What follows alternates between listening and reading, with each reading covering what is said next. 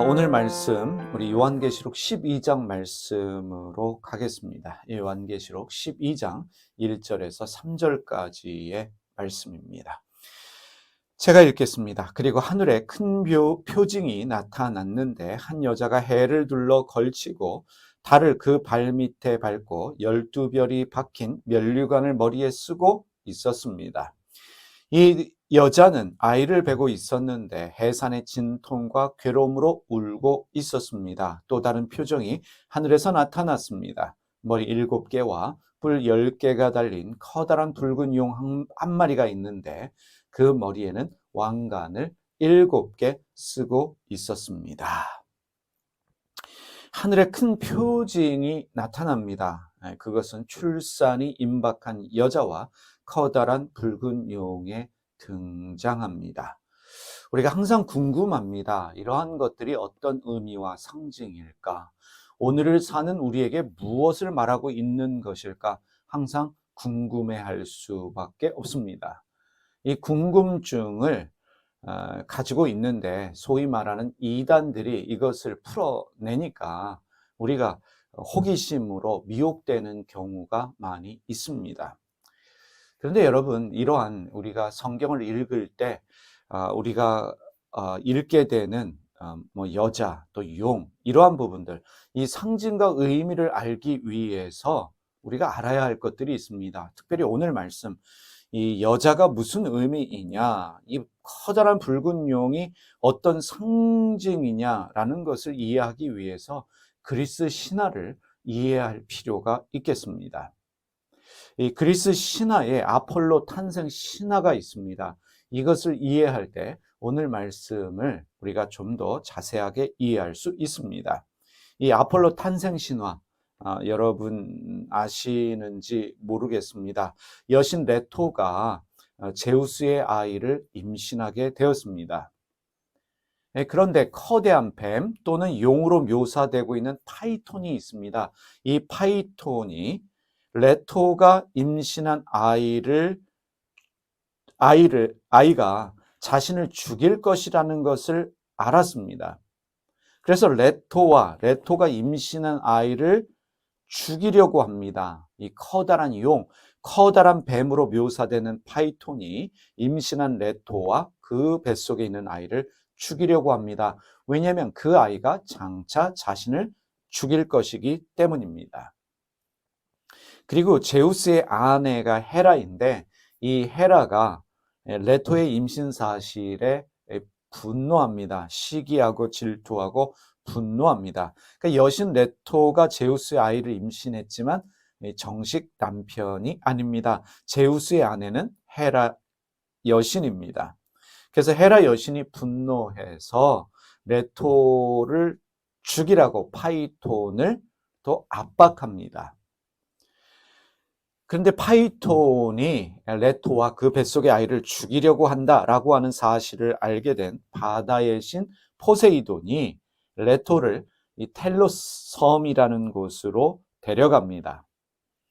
이 텔로스 섬을 또 어떻게 하냐면 텔로스 섬으로 데려가서 텔로스 섬을 바다 아래로 가라앉힙니다. 그러면서 레토를 보호합니다. 결국 파이톤이 레토를 찾지 못합니다. 그래서 추격을 멈추게 됩니다. 바다의 신 포세이돈이 다시 섬을 수면 위로 끌어올립니다. 수면 위로 올리고 레토는 결국 아폴로를 출산하게 됩니다.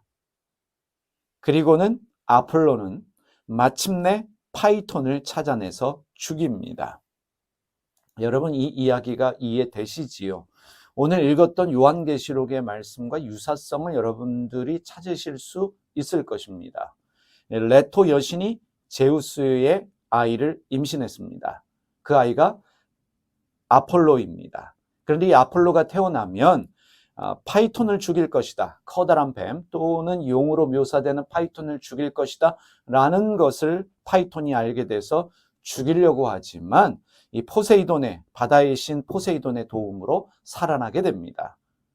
아폴로는 태어나게 되고 결국은 파이톤을 찾아내서 죽인다. 이것이 그리스 신화에 있는 아폴로 탄생 신화입니다.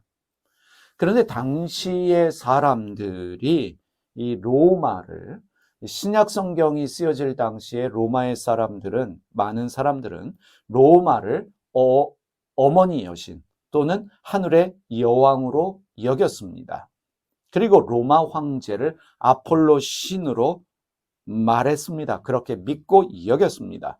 로마 황제도 자신을 아폴로 신과 동일하게 여기면서 자신은 악과 싸워 악을 제거하는 악의 심판자로 여겼습니다. 여러분, 중요한 부분입니다. 당시의 사람들은 로마를 어머니 여신 또는 하늘의 여왕으로 여겼습니다. 로마 황제를 악과 싸워 이기는, 악을 추방하는 아폴로 신으로 여겼습니다. 바로 이 부분을 사람들에게 잘 알려진 이 그리스 신화를 이용해서 요한계시록은 사람들에게 메시지를 전하고 있습니다. 그리스 신화의 아폴로 신의 탄생 신화를 통해서 사람들에게 말하고 있습니다. 그러면 여러분, 출산이 임박한 여자는 누구에 대한 묘사인가? 우리가 생각할 수 있습니다. 출산이 임박한 여자에 대해서 당시의 사람들은 무엇을 말하는지 잘 알고 있었다는 것입니다. 출산한 여자가요, 이제 출산이 임박한 이 여자가 어떤 모습입니까? 해를 둘러 걸치고 달을 그 발 밑에 밟고 12별이 박힌 면류관을 머리에 쓰고 있습니다. 하늘의 여신입니다. 하늘의 여왕의 모습으로 묘사되고 있습니다. 말씀드렸지요. 당시의 사람들은 로마 제국, 로마의 황제를 그렇게 여겼습니다. 요한계시록은 출산이 임박한 여자가 로마가 아니라 당시 핍박을 받고 있었던 교회다라는 사실을 역설적으로 말하고 있는 것입니다. 당시의 사람들은 이 하늘의 여신, 하늘을 통치하는 하늘의 여왕을 로마 제국이다 라고 여기고 있었습니다. 로마 황제다라고 여기고 있었을 그때에, 아니다, 로마 제국이 아니라 출산이 임박한 여자는 바로 로마가 핍박하고 있는 교회다라는 것을 말하고 있습니다. 자, 이제 커다란 붉은 용 한 마리가 등장하지요. 이 커다란 용, 악의 세력으로 묘사되고 있는 이 용을 제거하는, 파이톤을 제거하는 것은 아폴로가 아니다. 당시 사람들은 로마 황제가 악과 싸워 이기는 아폴로 신이다 라고 믿었고 로마 황제도 그렇게 주장했는데, 요한계시록은 말하고 있는 것입니다. 악과 싸워 이기는 주체는 로마의 황제가 아니다. 로마의 황제는 신이 아니다. 악과 싸워 이기는, 붉은 용으로 묘사되고 있는 악과 싸워 이기는 주체는 바로 예수 그리스도이시다라는 사실을 말하고 있습니다. 그러면서 로마 황제가 머리 7개와 뿔 10개가 달린 붉은 용이다라는 사실을, 심판받아야 될 악의 세력은 로마 황제다라는 사실을 묘사하고 있습니다. 은유적으로 말하고 있습니다. 사람들이 잘 알고 있는 이야기를 통해서 지금 사람들에게 말하고 있습니다. 당시의 사람들은 요한계시록에서 묘사되고 있는 이러한 것들이 어렵지 않았습니다. 쉽게 이해될 수 있었습니다. 무엇을 말하는지 알고 있었기 때문입니다. 사람들에게 알려진 그리스 신화를 통해서 말하고 있었기 때문에 무엇에 대한 이야기인지를 알 수 있었던 것입니다. 우리가 성서를 이해하는 일에 있어서 중요한 일이 있습니다. 성서가 쓰일 당시에 신화를 이해하는 것이 참으로 중요합니다.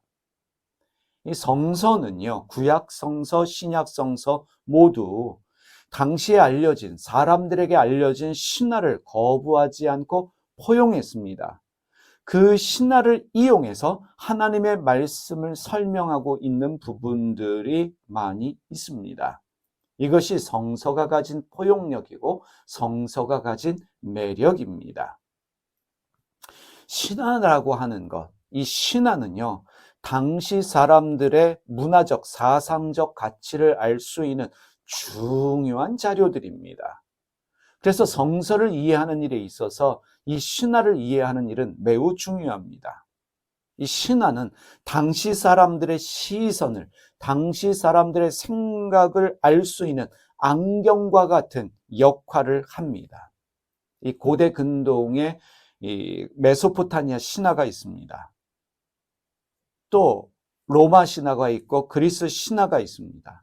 이러한 고대 근동의 신화, 로마 신화, 그리스 신화를 알아야 우리가 사실 성경을 읽을 때 성경이 가진 깊은 뜻을 깨달을 수 있고 성경이 가진 아름다움에 묘사될 수 있습니다. 이런 경우도 있습니다. 성경만 읽어라. 성경만 읽어서 성경의 참뜻을 우리가 알 수 없습니다. 성경의 아름다움을 우리가 발견할 수 없습니다. 성경을 공부한다라고 말할 때 성경만 가지고 되지 않습니다. 성경만 읽어서는 되지 않습니다. 고대 근동의 이 메소포타미아 신화, 수메르 신화 우리가 공부하는 일이 필요합니다. 그리스 신화도 알아야 합니다. 로마 신화에 관한 책도 우리가 읽어야 합니다. 당연하게 역사도 공부해야 하고 철학도 공부해야 합니다. 여자가 누구냐? 붉은 용이 무엇을 말하고 있느냐? 이것도 중요합니다. 그것을 아는 것도 참으로 중요한데 먼저 근본적인 문제에 대하여 우리가 깨달을 필요가 있습니다. 오늘 말씀을 통해서 우리가 알아야 할 것은 이것입니다. 신앙은요, 믿는 일이 전부가 아닙니다. 문자로 쓰여진, 성서에 쓰여진 문자 그대로 아멘 하는 것이 전부가 아닙니다. 여러분, 성서는 공부해야 합니다. 믿음은 믿는 것이 전부가 아니라 공부해야 한다는 사실을 여러분 아셔야 합니다. 우리가 공부할 때에 신앙의 깊이도 생겨나고 신앙의 매력도 생겨납니다. 오늘 요한계시록이 말하고 있는 출산이 임박한 여자 그리고 붉은 용 무엇인지 여러분들이 이해하셨습니다. 한마디로 이렇게 이야기하는 것입니다. 그리스 신화에 이 아폴로 신의 탄생 신화를 통해서 하늘의 여신은, 하늘의 여왕은 로마가 아니다. 핍박받고 있는 교회다. 붉은 용은 로마 황제다. 붉은 용과 싸워 이기는 것은 로마 황제가 아니다. 예수 그리스도시다. 라는 것을 말하고 있습니다. 무엇을 통해서요? 그리스 신화를 통해서요. 그래서 우리는 공부하는 일, 역사, 철학, 그리고 다른 문화에 대해서 공부하는 일도 중요하다라는 것을 오늘 여러분들이 인식하시기를 바랍니다. 신앙은 믿음이 전부가 아닙니다. 고민하고 질문하고 성찰해야 합니다. 그리고 공부하셔야 합니다. 기도하겠습니다. 하나님 아버지, 사랑하는 영광장로교회 교우들이 공부하는 교우들 되게 하여 주시옵소서. 성경을 문자로만 읽는 데서 끝나지 않고 성경을 가지고 고민하고 질문하고 성찰하게 하시고 무엇보다 공부하는 사람들 되게 하여 주시옵소서. 수메르의 신화들, 또 메소포타미아 지역의 신화들, 그리스 로마 신화들 무시하지 않게 하여 주시고 그 공부를 통해서도 성경을 이야기하시고 역사도 철학도 공부할 수 있는 여유와 넉넉함, 그 열심도 우리에게 있게 하여 주시옵소서. 성경이 가진 그 매력을 발견하는 신앙인들 되게 하여 주시고 성서가 가진 아름다움에 매료될 수 있는 사랑하는 교우들 다 되게 하여 주시옵소서. 예수님의 이름으로 기도드립니다. 아멘.